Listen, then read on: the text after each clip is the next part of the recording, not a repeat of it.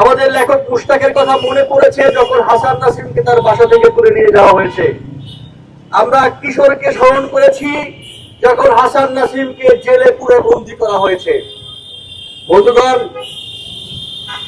হাসান নাসিমকে একটি সামান্যতম কার্টুন শেয়ারের জন্য গ্রেফতার করে বন্দী করা হয়েছে। সেই কার্টুনটি একটি স্যাটায়ার ছিল, যেটি চিফ হুইপ নুরুল ইসলাম মনি নিজেই সংসদে বলেছেন। আজকে রাজু ভাস্কর্যের সামনে আপনারা সাংবাদিকরা আছেন, আমার সহযোদ্ধারা আছেন, এই হচ্ছে সেই কার্টুন। আমি সেই কার্টুন এখানে উপস্থিত গণমাধ্যমের সামনে, এই পাবলিক পরিসরে আপনাদের সবার সামনে শেয়ার করলাম।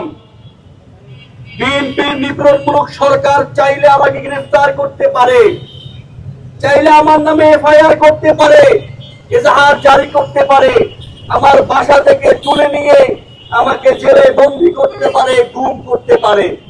কিন্তু আমি মনে করি এই কার্টুন শেয়ার করা, প্রচার করা কোনো অপরাধ নয়। ফলত হাসান নাসিম কোনো অপরাধ করেন নাই, তাকে তুলে নিয়ে যাওয়া হয়েছে অন্যায় ভাবে। তাকে যেই ধারায় তুলে নিয়ে যাওয়া হয়েছে, সেই ধারায় তুলে নেওয়ার 3 ঘন্টার মধ্যে জানানোর কথা ছিল কেন তাকে গ্রেফতার করা হয়েছে।